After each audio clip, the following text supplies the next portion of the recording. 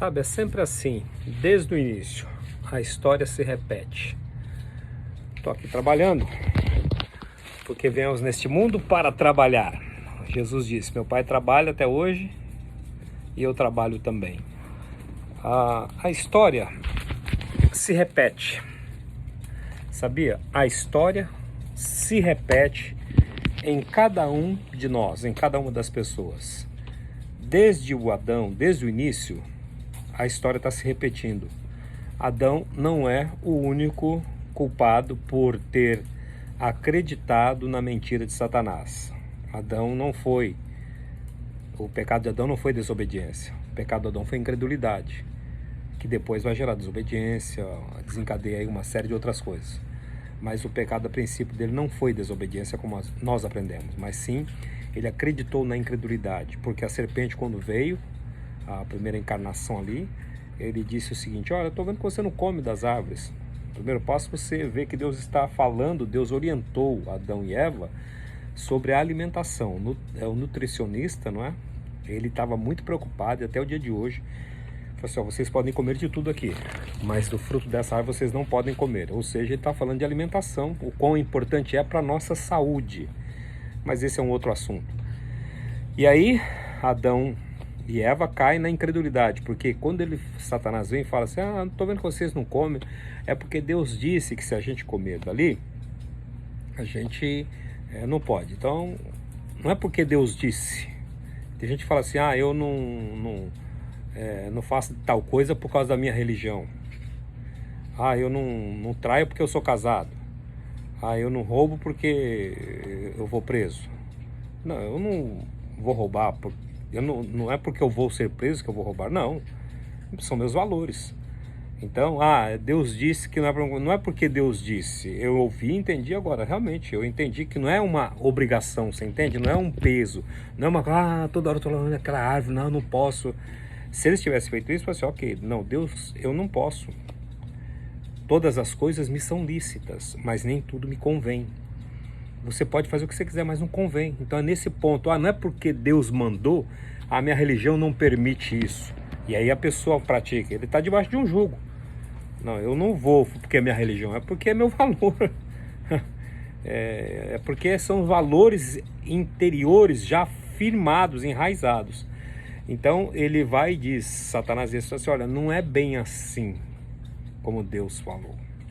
Não é bem assim. Ou seja, ele levou eles para o campo da incredulidade.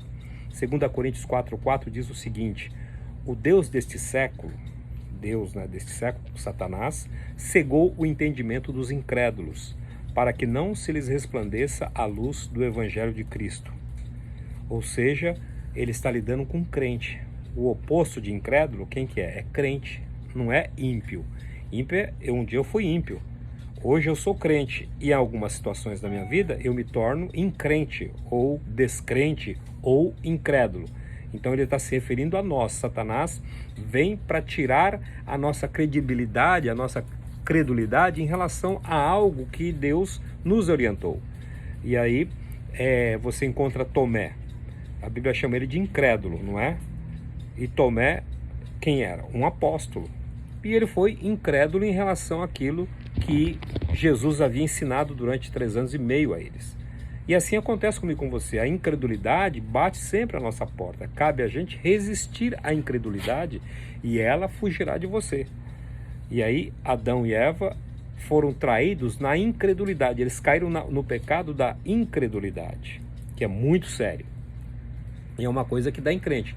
Incredulidade é uma doença que dá em crente. Então precisa ver você fazer um exame também, que nível que está o seu grau de credulidade e incredulidade. Você tem que fazer essa avaliação. A gente vai no médico fazer a avaliação, fiz exame de sangue para saber como é que está tudo por dentro, está tudo joinha, está uma bênção, está tudo perfeito. O médico falou assim, keep going, continua assim, continua do jeito que está indo. E porque eu estou preocupado, eu tenho que fazer uma avaliação. Assim eu tenho que fazer a avaliação da minha oração. Será que eu estou orando e está funcionando? Será que eu estou contribuindo por obrigação, por religiosidade, por necessidade? Ou eu estou fazendo porque eu amo a Deus? Eu dou o dízimo que a igreja vai pagar aluguel, se não vai pagar aluguel vai ser... Não, eu dou o dízimo porque eu amo a Deus. Eu me relaciono com Deus financeiramente porque eu amo, não é porque eu tenho obrigação. Cada um faça segundo o propósito no seu coração, não por tristeza, por necessidade ou por obrigação, porque Deus ama quem faz com alegria, com espontaneidade. Isso é lindo, isso é maravilhoso. Não é porque o pastor está falando, tem que fazer. Não, no meu coração. Não é porque alguém me manda fazer. No meu coração eu gosto de fazer aquilo que o Espírito Santo me orienta e me faz bem. E assim, Tomé foi incrédulo. E Jesus veio e falou o quê? Não sejas mais incrédulo. Jesus o curou da sua incredulidade. E eu e você precisamos fazer o mesmo. Descobrir o que grau de incredulidade, qual é o grau que está. Se ele estiver muito baixo, muito alto, né? Nós temos que eliminar. Resistir à incredulidade. E ela fugirá de você. Este é o assunto muito importante para a gente saber. Agora, o que eu mais quero fazer antes de Adão. Adão nasceu em que ambiente? Aonde que foi o nascimento de Adão? Você que já teve filho, todo mundo já sabe sobre criança. Quando vai vir uma criança, quando a pessoa fica grávida, a mulher fica grávida, faz o quê? Prepara todo o ambiente, não é isso? Prepara o quarto, compra as roupinhas, faz o enxoval, faz revelação, não é? E um monte de coisas interessantes, legais, importantes. Agora, em que ambiente Adão nasceu? Se nós que somos maus sabemos dar boas coisas aos nossos filhos, se você sabe fazer uma chegada legal para tua menina, para o teu menino, né, tudo de azul, para a menina tudo de rosinha e festa, e qual o ambiente que Deus preparou, em qual ambiente Adão nasceu? Qual que era o nome do lugar que ele nasceu? Nasceu no Jardim do Éden. Que ambiente era esse? Um ambiente de delícias. Éden quer dizer jardim de delícias. Então, Adão nasceu num jardim de delícias, aonde ele tinha acesso a tudo. E não, a história está se repetindo em mim e você. Não pensa que Adão que é o culpado, como a gente até brinca. Vou chegar lá, vou ter uma conversa com Adão, vou chegar lá, vou ter uma conversa com Eva. Você e eu somos continuidade daquilo que aconteceu no Jardim do Éden. Eu e você chegamos nesse mundo igualzinho a Adão e Eva. Puros, santos e perfeitos, imaculados. Nós chegamos prontos, nós chegamos aqui, nascemos num ambiente de jardim de delícias. Tem um vídeo que eu vou te mandar, que é da minha sobrinha, filha do meu filho mais velho, com a minha nora Elisa. Eles mandaram um vídeo para mim com ela fazendo compras no mercado, carrinho de mercadinho, e ela vai pegando. Ela vai pegando, não quer saber de preço, não quer saber de que é. Ela foi pegando e colocando no carrinho, coisa mais linda. Vou tentar mostrar para você nesse vídeo também. Aí, o que a criança é? A criança nasce num jardim de delícia, ela nasce num ambiente de delícias, um ambiente de acesso a tudo. E a Bíblia fala que nós devemos ser como crianças. Quero ser como uma criança, diz até a música do David Keelan. E em Mateus fala que nós precisamos, se nós não nos tornarmos como crianças, nós não herdaremos o reino dos céus. Então, ser criança é você viver no jardim de delícias, que é o que eu procuro ensinar, né? Por exemplo, a respeito, se Adão nasceu, ele nasceu salvo, como toda criança. Todo mundo que chega neste mundo nasce salvo. Você e eu nascemos salvos. E vivemos nesse ambiente de salvação, nesse ambiente de delícias, até a idade da maturidade ou a idade da razão. É o mesmo processo que se deu no Jardim do Éden, é o que está se dando hoje conosco. A história se repete. Então não adianta você culpar Adão e Eva e achar que você está numa situação porque os nossos pais pecaram. Deus vem dando a chance de nós nos tornarmos um novo Adão. E ele fez isso em Jesus. Jesus foi o segundo Adão. Então, quando nós nascemos aqui, é igualzinho a Adão. Deus nos fez perfeitos, nos enviou para cá. Nós nascemos nesse jardim de delícias. Aí, um período, a serpente vai me atacar, vai atacar todos nós. E o que nós fizemos? Exatamente como Adão e Eva. Houve um período em que eles estavam vivendo, que é o período, a vida se define em 4 fases. Infância, adolescência, juventude e adulta. São excelentes fases, são 4 fases. Esse negócio de idade, isso é coisa humana. E depois, quando você coloca idade, a pessoa sempre vai te dizer: se você fala que tem 18 anos, vai quebrar muita cara, tem muito que aprender. Se você fala que tem 50, já está no bico do corvo. Sempre vão te sentenciar com a idade. Tem uma tribo que eles não, eu li agora recente, eles não trabalham com idade lá, eles não sabem que idade eles têm. A vida, todo dia é aniversário, todo dia é festa. Achei muito interessante isso. Então eles não sabem, não tem isso lá. Até porque depois, já está muito velhinho, já não pode fazer. E você passa a se aposentar, passa a se neutralizar. Josué estava lá e achando que era velho, que já tinha feito tudo. Deus falou assim: levanta daí, ainda tem muitas bênçãos para você conquistar. Josué capítulo 13. Jesus fala com ele, fala assim: você está achando que você está velho? Lembre-se que na velhice darão frutos. Então essas fases, a infância, então nós nascemos e estamos nesse jardim de delícias. Nesse jardim onde a criança pede, a criança vive, ela tem uma relação com Deus perfeita. Eu costumo dizer que temos que prestar atenção mais nas crianças do que nos adultos. Porque dessas crianças, elas são as profetas, eles são os profetas de Deus. Jesus falou para a gente aprender com eles. Olhe para a criança e aprenda como é que ele se relaciona com as coisas. Olha como é que ele se relaciona com Deus. Né? Se você fala para a criança pular de um lugar, ela pula nos seus braços, ela não está desconfiada. Se você falar que vai dar alguma coisa, ela vai acreditar, ela vai receber. Ela não vive esse ambiente. Então, agora o que acontece? Aconteceu comigo e com você, o mesmo com Adão e Eva. Eu sou um Adão, você é um Adão, você é Eva. Né? Eu já não sou Eva. Eu sou Adão. Né? Aí Deus criou na sua infinita graça Adão e Eva, né? O diabo com inveja foi lá e criou Eva e Adão. Então, Adão e Eva e Adão é uma confusão, mas somos Adão e Eva. E agora chega o período em que a serpente se apresentou a você. Então Deus te enviou para cá, primeiro, com o seu nome escrito no livro da vida. Gente, são as coisas tão simples que Deus tem me ensinado. Deus já colocou o seu nome. Quando a criança nasce aqui, a gente coloca o nome depois que ela nasce? A gente prepara as coisas para a chegada dela depois que ela nasceu? Dá que ela não nasça. Você dá nome antes. Hoje a gente sabe o sexo com muita antecedência. Acho que com 2 meses, 3 meses já sabe. Então a gente preparou, a gente dá nome. Tem mães que fazem o diário, pessoas, famílias que fazem o diário. Então ele começa a escrever lá: hoje meu primeiro dia de gravidez foi assim, ou depois fui ao médico, e faz toda uma linha, um livro. E o Salmo 139 fala o seguinte, versículo 16, que Deus nos fez de uma forma extraordinária, uma forma assombrosa. E Ele escreveu todos os nossos dias no seu livro, quando nenhum deles havia ainda. Que livro é esse? O livro de Deus. Que título que é esse? O livro da vida. Então, Deus me deu um nome. Eu tenho um nome lá, que a Bíblia fala, que vai ser revelado o meu nome. Aqui meu pai me chamou de Weber, minha mãe me chamaram de Weber, bonito nome, obrigado, seu Pinheiro, dona Irene, em homenagem a eles. Presente melhor. Depois ele foi me introduzir Cristo, introduzir a Jesus. Levou uma Bíblia para dentro de casa, eu tinha 7 anos de idade, ele falou assim: isso aqui é a tua vida. 7 anos de idade ele botou uma Bíblia dentro de casa e falou assim: aqui é o seu caminho. Bendito seja Deus que eu, depois de um período, segui e seguindo estou aquilo que ele me ensinou e o que a Bíblia me ensina, procurando ser melhor do que eu fui ontem. Não é? E agora, quando Deus te enviou para cá, o seu nome você já veio com um nome, o nome que Deus deu lá. Chegando aqui, nossos pais nos deram outro.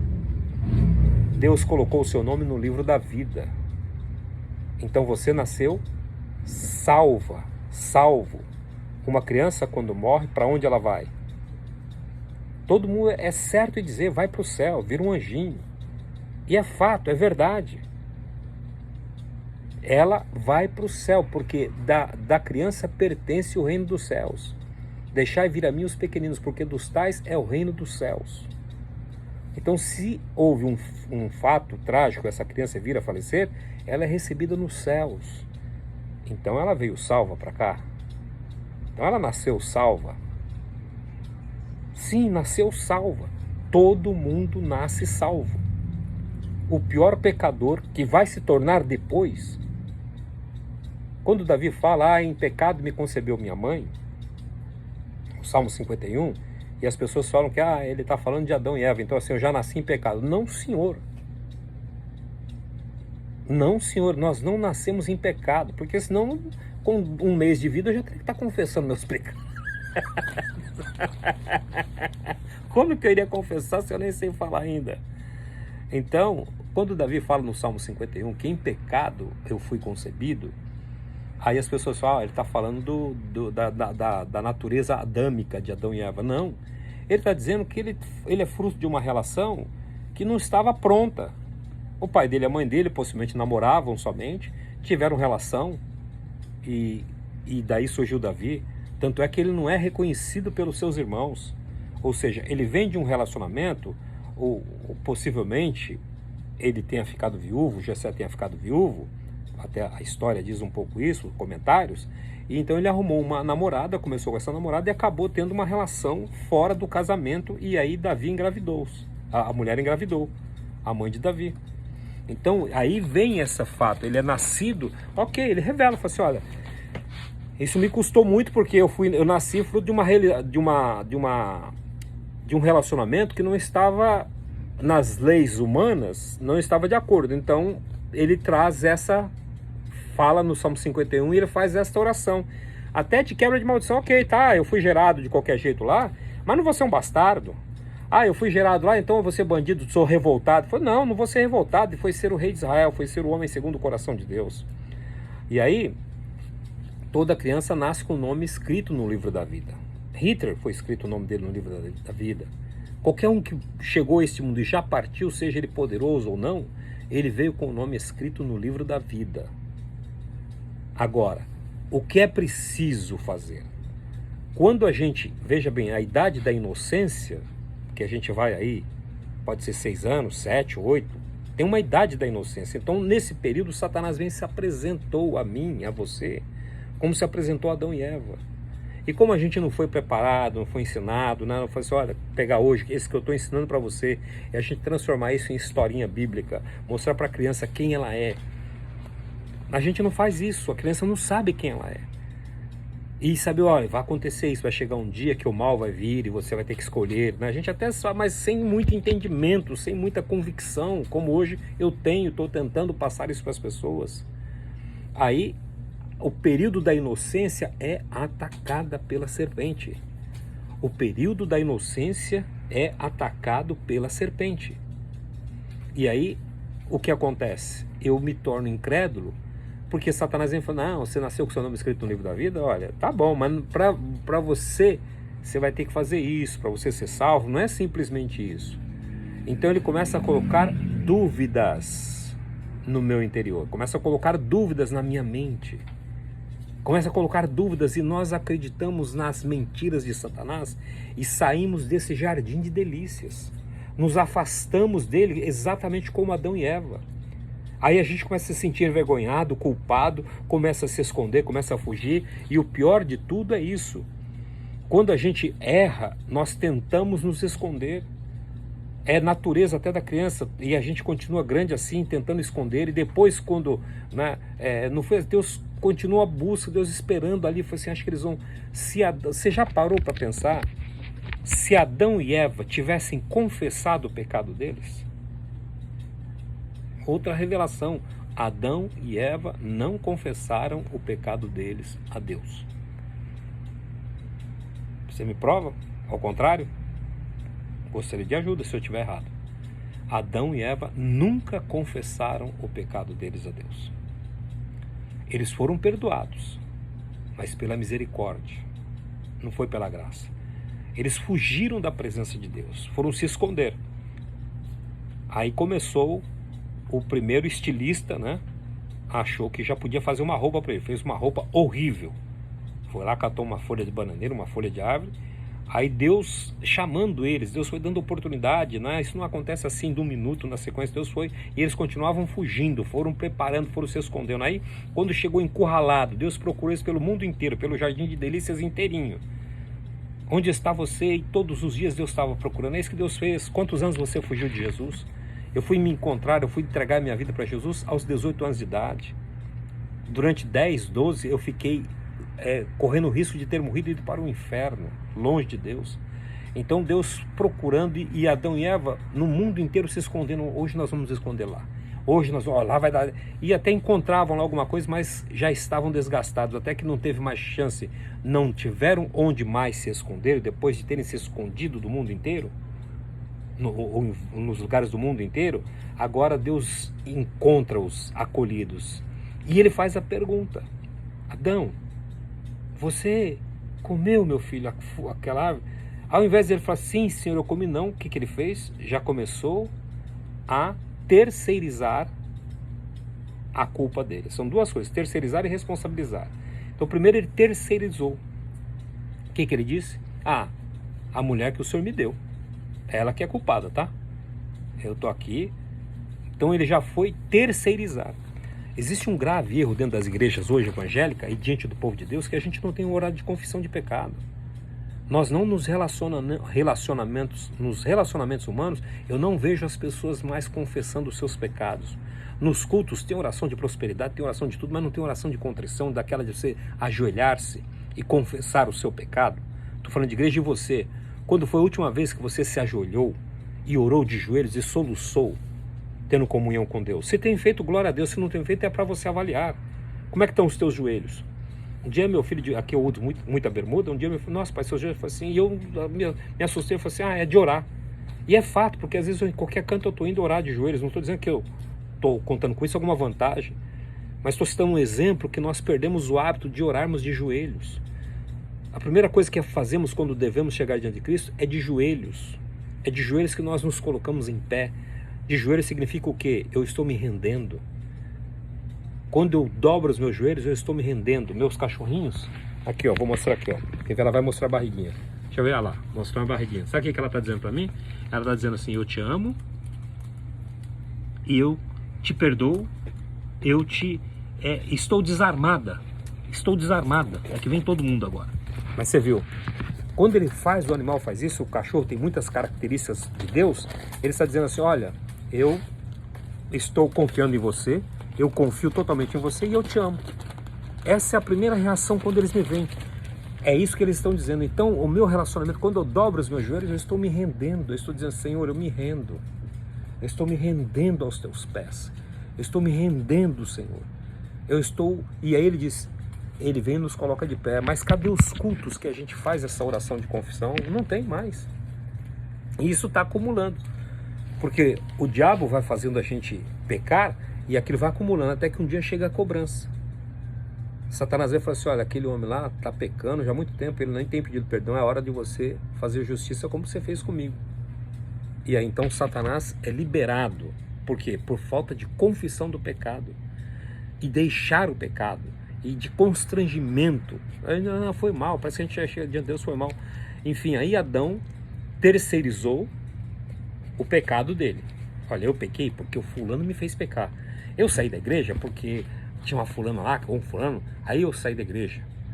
Eu não fui mais nesse lugar, aí eu não leio mais a Bíblia porque eu peguei trauma.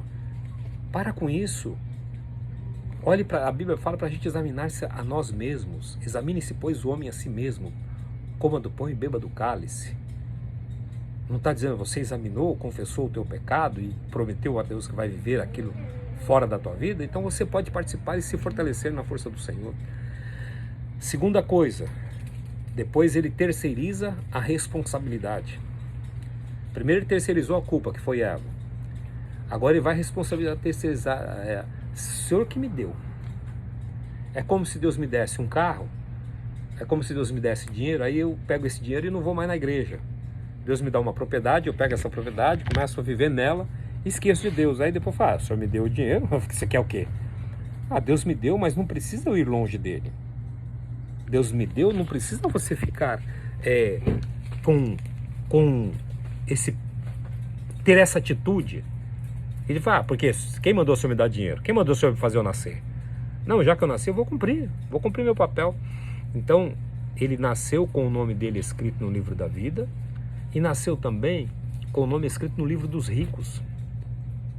Toda criança chega aqui suprida, toda criança chega aqui abençoada. Agora, nós não sabemos disso, nós não nos interessamos, e a Bíblia fala, por falta de conhecimento nós perecemos. São revelações profundas que Deus tem me revelado, ensinado, eu estou tentando repartir com você. Veja bem, o nosso nome está escrito no livro dos ricos. Minha mãe brincava assim comigo, me lembro, eu tinha acho que 6 anos de idade. Ela falou assim, eu vi seu nome escrito. A primeira vez que ela brincou comigo, eu falei, aonde, mãe? Na poupança do mosquito. E aí ria, né? E eu fui brincar assim. E as pessoas, eu lembro na escola, a criança ficava assim, eu vi seu nome escrito. Aonde? Na poupança do mosquito, né? E então, eu vi seu nome escrito, sabe aonde? No livro dos ricos. Não tem nessa terra o livro dos ricos? Tem a Forbes aí, que o homem mais rico do mundo hoje é o Elon Musk, o dono da Tesla, do espacial. É o homem mais rico do mundo. E o nome dele está lá, tem uma lista.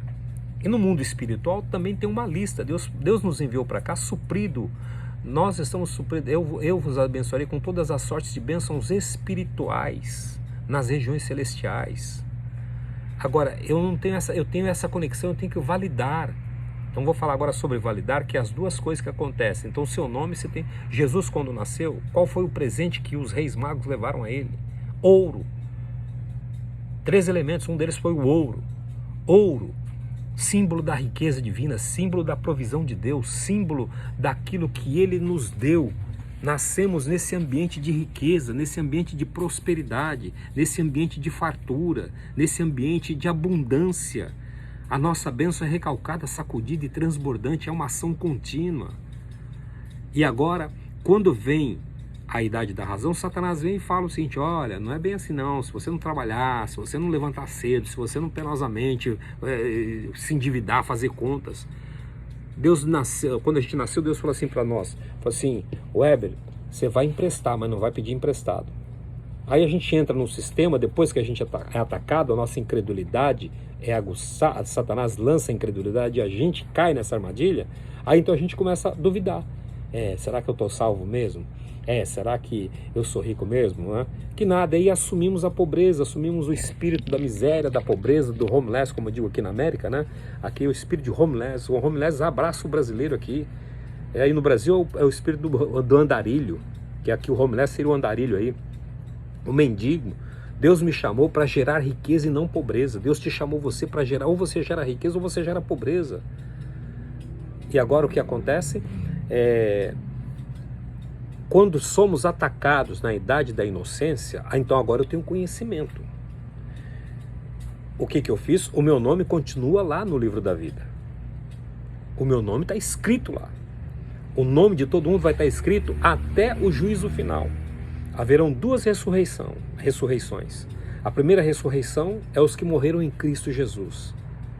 Logo após o arrebatamento da igreja nos ares, antes do arrebatamento, os mortos vão ressuscitar primeiro.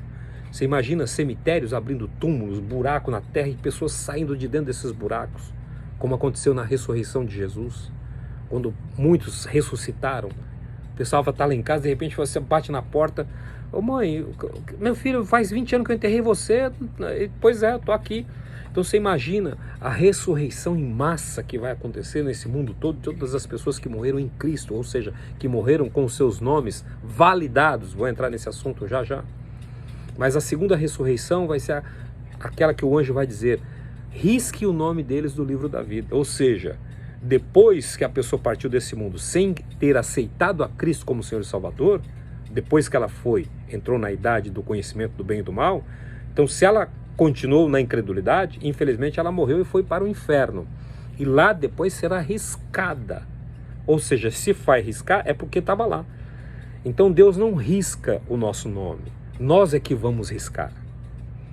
Aí o que ele diz?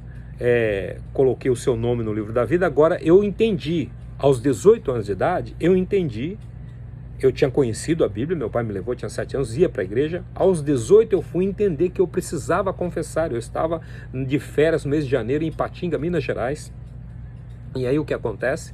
Eu vou e o anjo de Deus me pega no meio do mato, não tinha ninguém, não tinha nada, era eu, meu pai e minha mãe. Ele me diz, confessa, fala que você quer. E eu fui, levantei daquela noite, eu tinha medo das noites, de dormir naquela noite, e eu fui e falei, pai, eu quero entregar minha vida para Jesus. ele começou a fazer uma oração. Quando ele começou a fazer a oração, eu comecei a ficar leve. Eu abri os olhos e olhei. Eu estava flutuando, ou seja, eu era um garoto normal, até então, né, graças a Deus, nunca me envolvi com nada de grave, mas era pecador do mesmo jeito, estava com o meu nome precisando ser validado. Então naquele dia que a gente faz assim a oração, não é, eu escreve meu nome no livro da vida. Não é para escrever, é para validar. O meu nome já está escrito lá. Olha, é como se você pegar aqui, ó, um cheque, não é? E vou te mostrar aqui, tem um cheque aqui, ó. Aqui é um cheque na América, tá? Aí eu preencho aqui o cheque no valor que eu quiser e dou para você. Agora eu não assinei. Se eu não assinei, aconteceu o quê? Você vai lá no banco e não vai dar nada. Você pode ter trabalhado o mês inteiro, o pessoal deu o cheque e não assinou. Então você chega lá, não vai valer nada. Porque ele escreveu alguma coisa e agora ele vai validar. Na linguagem imobiliária é você notarizar, é você verbalizar, alguns documentos que precisam, né, autenticar. Então quando você aceita Jesus Cristo, agora eu cheguei com meu nome escrito no livro da vida, agora eu tenho a razão, eu tenho que decidir. Senhor, eu pequei, eu reconheço que eu pequei, eu fiz o mal, eu acreditei na mentira de Satanás. E agora então eu vou e peço perdão a esse pecado e eu te peço assim, valida o meu nome que já está escrito pelo Senhor mesmo no livro da vida. Aí haverá festas nos céus, os anjos, Lucas fala que os anjos fazem uma grande festa por um pecador que se arrepende, e assim nós validamos o nosso nome no livro da vida. O mesmo com o livro dos ricos. Eu tenho que aprender a validar o meu nome que está lá. Isso o Espírito Santo vai te ensinando. Eu estou despertando você para esse poder imenso que Deus nos deu, que é essas coisas. E aí vai o livro da saúde. Deus não mandou a gente para cá ferrado. Deus não mandou a gente para cá para se ferrar, para sofrer. Deus nos mandou para cá supridos, saudáveis. Depois encontramos um ambiente hostil. Agora, nós tomamos a forma desse ambiente hostil. Eu passei a acreditar nas mentiras de Satanás do que nas verdades de Deus. Eu passei a seguir as instruções malignas ou do sistema em detrimento da de Deus. Mas não significa que eu posso mudar. Então aprenda assim, por exemplo, eu validei o meu nome no livro da vida e não tem nenhum documento, não tem nenhum papel assinado, nada. Mas eu recebi aquilo como você recebeu, é natural. Ninguém, como é que me prova que eu sou salvo? Não, tá, eu tenho um documento aqui que eu provo para você que eu sou salvo. A não ser a palavra de Deus que fala que então ele validou, o meu nome está lá no livro da vida. E assim nós vamos entendendo e caminhando nessa fase de revelações do Espírito Santo que vão nos ajudar a viver em paz. Então primeiro, acredita que o seu nome está escrito no livro da vida. Nós vamos parar de ser esses incrédulos, esses Tomés, esses Adão e Eva. Vamos imitar o segundo Adão. O primeiro Adão fracassou, agora nós temos o exemplo do segundo Adão. Vamos imitar o segundo Adão, que é Jesus Cristo. Vamos entender que é eu que determino as coisas, que Deus está esperando a própria salvação. Se eu não abrir a minha boca, né? Então quando chega na idade da razão, ou seja, eu nasci salvo, mas depois que eu caí na incredulidade de Satanás, eu pequei. Agora então eu entro em Romanos, que fala assim, com tua boca, se em teu coração creres e com tua boca confessares que Jesus Cristo é o Senhor, então serás salvo. João 1,12, mas a todos quantos o receberam, deu-lhes o poder de se tornarem feitos filhos de Deus. Até então a gente era criatura. Agora eu me torno filho de Deus, através da confissão, aceitando Cristo como meu Senhor, validando a minha salvação, que Ele já me deu de graça. E assim, devemos prosseguir nessa jornada, nessa caminhada de entendimento e abrir-se para a revelação, para o novo de Deus, e viver e desfrutar das riquezas que Ele nos deu, da força que Ele nos deu, e assim eu aceitar. O judeu, ele vive isso. O judeu sabe que ele nasceu num ambiente de prosperidade. Ele não fica, ele é natural, a coisa flui naturalmente para ele na vida financeira. E nós temos que aprender isso com eles. Assim como eu recebi a salvação e caminho por ela tranquilamente, eu tenho que aprender a receber a riqueza, a saúde, essas coisas que são o meu direito. Entendeu?